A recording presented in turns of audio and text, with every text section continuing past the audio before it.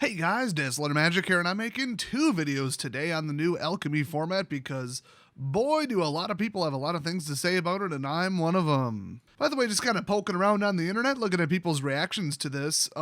Besides myself, I don't think I've seen one single person say one single positive thing about this. And it's probably because they saw the modified cards, but that'll be the next video. For now, I'm just doing a big update on all the brand new cards. And I'm going to cover all of them, but if I already showed them in my last video, I'm just going to kind of breeze over it a little quicker. Like, first up, we got Absorb Energy. It's just, traditional counterspell, double blue, 3-cost instant. And whenever you cast it, every single card in your hand is now reduced by 1 generic. Permanently. Just those individual instances of just those cards, but it's persistent even, like, if it goes to the graveyard and somehow comes back. This is the worst thing they ever could have possibly done to a turns deck. I mean, especially with Perpetually mixed with Lier. Next up, Angel of Unity. I could be wrong, but I think this is the only one we've seen so far that isn't a rare or mythic. So this is just like basically a scam to burn more wild cards.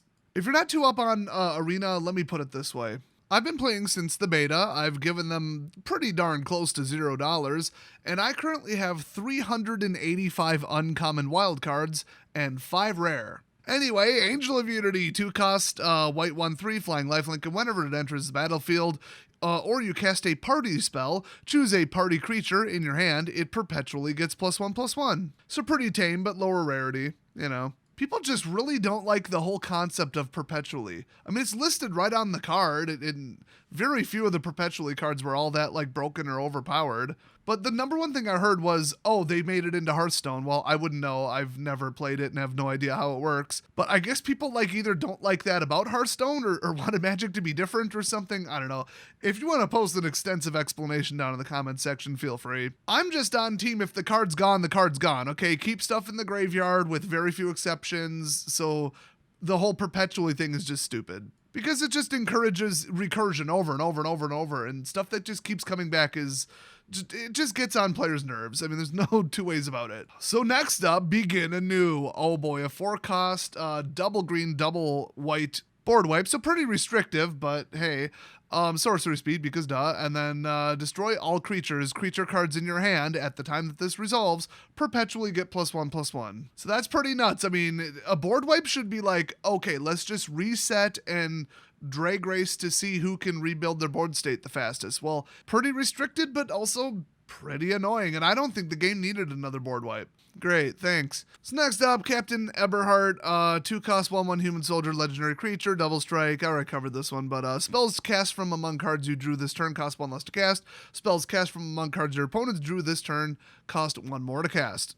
And it makes it sound like that's an ETB effect. No, while he's in play on both turns, that is true. You know, the more fair white cards just say, non-creature spells cost 1 more. It affects you, it affects them. Hopefully you're running creatures. This one, it's like that, except completely unfair. And I'm calling it right now. This is my official prediction. Red, white, green, land destruction with this guy in it. And the, like, Rise of the Trolls saga. People are going to play that crap just because of this guy. Next up, Clone Crafter, 2-cost, blue, 1/2, human wizard, and when it enters the battlefield, conjure a duplicate of a random creature card from your opponent's library into your hand. It perpetually gains. You may spend mana as though it were mana of any color to cast a spell. That's kind of fun, but it's like, it's complete and utter luck, and they said they were moving towards skill and, like, player decisions and modal spells and, like, knowing when to time certain stuff and what is worth the removal and what's not, knowing the meta, reading your opponent's emotions, that kind of stuff, like high skill, like I've been playing for 5 years, so I'm gonna win because I'm better than you kind of stuff. They wanted that instead of just, oh, look what I got lucky with, oh boy. And then you win because of sheer and complete utter luck. So, I mean, that's the main thing I have against this. Now, that said, if you just want to play for fun and you're all about that lucky random whatever, in other words, you're a commander player, yeah, this is a frickin' riot. I think this is hilarious because if you get a giant creature, you probably can't pay for it. And if it's like turn 15 and you get a useless creature, that's hilarious. But to play this, you have to not care about winning. Next up, discover the formula. It's a 6-cost double blue instant, so this should be good. Seek 3 non-land cards. So in other words, it's a tutor, but it's for like specific card types. Then non-land cards in your hand perpetually get this spell cost 1 less to cast. So The 3 that you went and grabbed, and then anything else that happens to be non-land in your hand gets reduced by 1. Which is kind of pointless because you proved you have 6 by, casting this. But then again, oh wait, a turns deck running treasures, or hell, get rid of the turns cards. A red-blue treasure ramp deck. Just like the red-blue general archetype right now needs about 10 cards banned from it. Everything from the red treasure shit dragon to the stupid turns cards to the turns fetchers to the spell cloners to the graveyard recursion flashcards and about 5 I didn't even mention. Every one of them needs to go. You can't get much more of a toxic deck right now, and it's just long drawn out, bounce back to hand bullshit. Next up, Divine Purge. It's a double white 3-cost white sorcery. And this card is truly insane. So exile all artifacts and creatures with mana value 3 or less, so hyper-restrictive, unreliable, doesn't get rid of anything that's a true threat. Then, they perpetually gain this spell costs 2 more to cast, so everybody can get their stuff back, but at a ridiculous mana cost. And then this permanent enters battlefield tap. Okay, that's incredibly annoying. And then obviously, you know where this was going. For as long as each of them remains exiled, its owner may play it. So now you can play cards from exile. Great. Remember when exile meant removed from game? Anyway, it grants the cards that ability on the card, not from something in play, so that is the proper way to do it. But yeah, I mean, this is unreliable. It's trash. Maybe somebody would play it just to be a gargantuan asshole in a Valkyrie high-cost Angels deck, which isn't very viable right now. But white life gain, you'll just be affecting yourself a lot more than your opponent.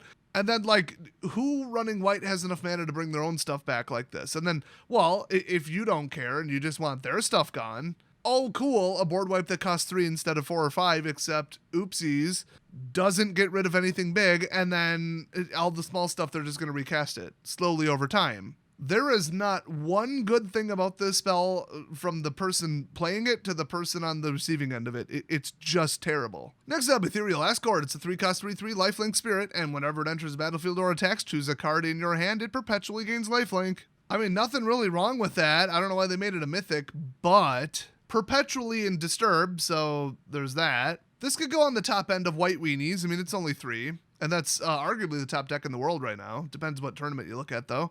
And then, well, white life gain is completely out of control for the last, 3 years, but especially right now. So, yeah, pretty poor taste to throw this into the game right now, and you know they did it on purpose. Next up, Forsaken Crossroads. It's a universal land that scries 1, and it effectively comes in untapped if you weren't the starting player. It's about damn time they directly do something to fix the whole whoever went first is probably going to win the game issue. Someone did mountains of math on it 10 or 15 years ago and posted on the internet, and everybody's been pissed ever since if they've seen it. Let's just say it's not 50-50 and it's not offset by the extra card you get. Not even close. And that goes double if everybody's playing Haste Goblin crap. But yeah, a universal land that's just another rare that's another auto-include in basically every single deck. I hate the concept of that. I hate the wild cards you have to burn, but I like the idea. Next up, Geist of Regret. It's a 5-cost 4 or 5 spirit with flying, and when it enters the battlefield, put a random instant card from your library into your graveyard,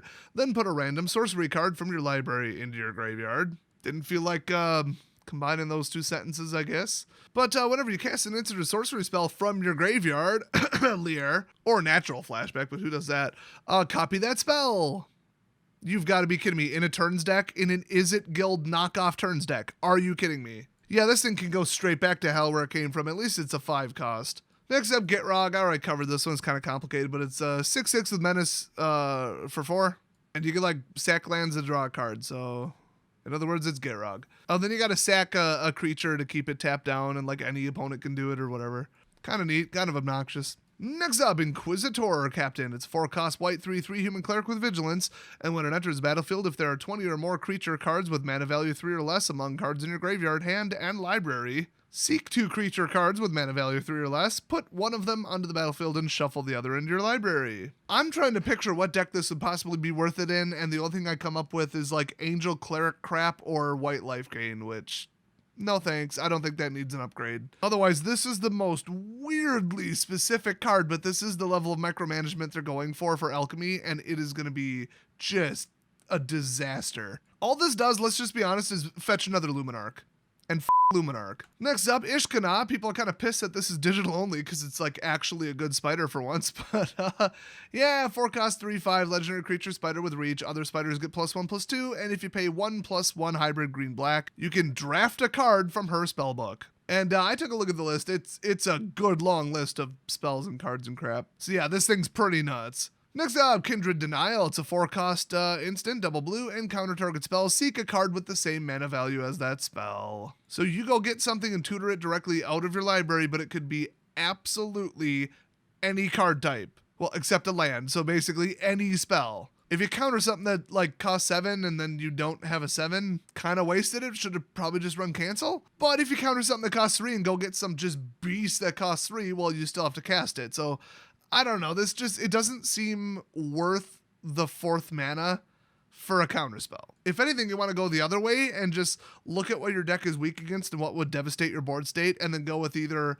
a creature counterer or a non-creature counterer or something a little bit better, depending upon what's legal. Oh my gosh, by the way, this was another uncommon. It's a miracle. Anyway, next up we got Obsessive Collector. It's a 4-cost 4/3 spirit with flying and ward 2, so this will be hard to get rid of. But whenever it deals combat damage to a player, seek a card with mana value equal to the number of cards in your hand. So once again, almost complete luck. You're never going to be able to control this enough to make it worthwhile, but then again, I could see somebody doing something really degenerate with this, where like there is only 1 card to seek, or you run a bunch of one-ofs, or I don't know.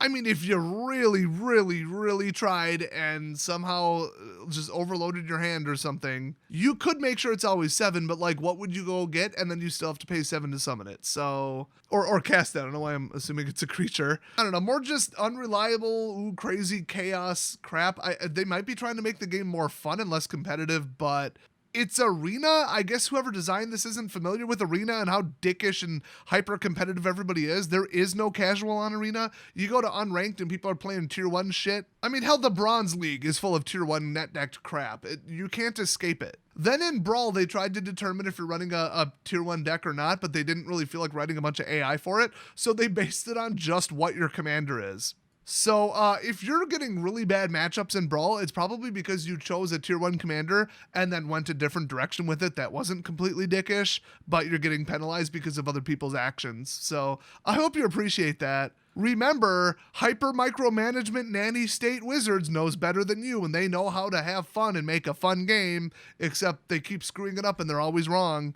What a coincidence that the #1 most enjoyed, most popular format is the self-policed Commander format. I'm shocked. The format for which Wizards is not in charge of the ban list. Funny how that works. Anyway, next up we got Oglor, Devoted Assistant. So he's a 2-cost blue 1/1 legendary creature, homunculus of course, and at the beginning of your upkeep, look at the top 2 cards of your library, then put one of them into your graveyard. Oh my god, that is a graveyard packing spell recursion flashback Lier nightmare. And also sigiled starfish levels of scry. I mean, you're almost at like Thassa god levels here. And that whole engine gets started on turn 2. Wow. But wait, there's more. Whenever a creature card is put into your graveyard from your library or hand, it perpetually gains. When this card leaves your graveyard, create a tapped 2/2 black zombie creature token. So not only is this going into Is It spell spamming turns, spell cloning shit deck, and enabling them each turn to go get their turns card or their spell cloners, whatever they need to set up a shitty board state twice as quickly. But basically, this is a giant insurance policy for anybody running black-blue zombies, which is already incredibly obnoxious because of all the upgrades they gave it in Crimson Vow, like flying zombies and creating them 2 or 3 at a time and cloning them. This is terrible. This is by itself almost enough to ruin Alchemy. And the funny thing is I would say that about 10 of these cards, so just nobody's going to touch this. Wait until my next video where you hear some of the details. Definitely watch that one. It's going to be rough. Next up, Ominous Traveler. It's just another spellbook card. You go get a spell and like get one crappy human, get a free spell. The spellbook list is pretty nuts for this card too. Next up, the worst one by far, Patient Zero. It's a 2-cost 2/2 black zombie, which is the last thing we need right now. But wait, there's more. Lifelink. Because that's what zombies needed. That was literally their only weakness. All the best black cards right now, or at least in multiple of my decks, are the ones that lose life. And that's like their offset. And that's why you be careful about giving black too much lifelink. Well, now one of the best black decks is zombies, and we get this on top of it. But wait, damage isn't removed from creatures only your opponents control during cleanup steps. So you got a 6/6, it gets hit by a 3/3. It now like effectively has 3 toughness. It literally has 6 toughness, but 3 more damage and it's dead. Because damage wears off at the end of a turn. Well, now it doesn't. So you have to get rid of this and then go to whatever current player it is, their end step to have the damage wear off. So if you blow this up before combat, you have to remember, oh wait, my creatures still have damage from 3 turns ago. Oops, and people are going to be so confused by this. And how the hell are they going to display this in Arena? This was such a stupid idea. It's just so annoying. It's just terrible for what the meta is right now. It's just like Modern Horizons, which both of them, especially the first one, were just a kick in the balls to Modern, where they're like, you know what we should make better? Dredge. How do we up the variety of tier 1 decks? Oh, take horrible decks from the past that have sunk to like tier 1.5 and make them tier 1 again, and then 9 months later, oopsies, we gotta ban it because nobody likes this shit. So now they're like, oh, zombies is like a tier 1.1. Let's give it this. And then like 6 other cards. Somebody has an unhealthy obsession with zombies for some reason with this just pile of garbage. And remember, there's 63 of these cards. These 22 from today are only the ones we know so far, just a reminder. So next up, Sigardian Evangel. It's a 3/1 for 2 in white human cleric because we needed that. People used to play Angels and then Crimson Vow came out and now less people are playing Angels. Let's upgrade Angel Cleric. Yay, deck variety. You don't get deck variety by taking things up to tier 1. You take tier 1 and you ban things until you cut the head off of tier 1. That's how you make deck variety. That's how you have, as they call it, a diverse meta. So anyway, when this piece of shit enters battlefield, conjure a card named Sigardian Evangel into your hand. Discard that card at the beginning of your next end step. So you have 1 turn to summon another one, but you only need 4 mana to do it, and then it just chains. So if you have 6, you just cast another one. And to make it worse, when Sigardian Evangel enters the battlefield, tap target permanent you don't control. That could even be an opponent's land, let alone their defensive line of creatures. So you drop 3 of these in for 6 mana, overswing with your clerics and angels, and just win. I mean, this is one tiny step down from Sleep, just in general, which that card is just an egregious mistake. But the fact that a Cleric Angel ETB, lifelink, double boost after 27 life deck already exists, like that fact, and how you don't even need cards to have cards anymore, and card draw means nothing because of crap like this, all this spellbook and conjure and all this other horse shit, this is absolutely fucking terrible. I would say that in context, this is worse than Sleep. Next up, Slayer's Bounty. It's a 1-cost white legendary artifact clue, and when it enters battlefield, look at the creature cards in target opponent's hand. How is this a white spell and who thought that was a good idea? Anyway, whenever you sacrifice Slayer's Bounty or another clue, draft a card from Slayer Bounty's spellbook. I don't even want to know at this point. And then pay 2, sacrifice Slayer's Bounty, draw a card. So it lets you look at what their deck is and what they're running before they've even taken a turn in some cases. You know the exact creature count, and then I'm going to take a wild guess that the spellbook is like exact point removal. Like it's going to be a bunch of like destroy enchantment, destroy, flying creature or whatever, banish, universal permanent, destroy target creature with toughness 4 or greater, destroy target creature with mana cost 2 or less. And you're just going to go get exactly what you need to completely shut down their deck on turn 1 before they've even taken a turn. Wow. This. Next up, Suntail Squadron, 4-cost double white instant, and conjure a card named Suntail Hawk into your hand. If you have fewer than 7 cards in hand, repeat this process. So if you're about to say, oh my god, that is literally worse than that stupid angel that you stuff in your sideboard and then pull out of your ass in the middle of nowhere to piss off your opponent. Yeah, it is, but Suntail Hawk is a vanilla 1/1 flyer. That costs 1. So that's a bit of a power difference compared to a 4/3 flying angel. But still, you cast this for 4 and get like 7 of them. If you have a card that boosts all white creatures, all flyers, or all birds, holy actual shit. Or if this is supposed to be boosting up the white-green flood the battlefield with tokens and just other general creature count stuff, because that deck never really took off. Yeah, I could see it. And plus, remember, this is legal at the same time as Innkeeper, where every time you drop a creature in, you gain a life, and then every time you gain a life, your opponent flips the table over and punches you. Because that stupid Moon Dancer, a Johnny's Primate clone piece of shit, among other life gain triggers that all need to be banned.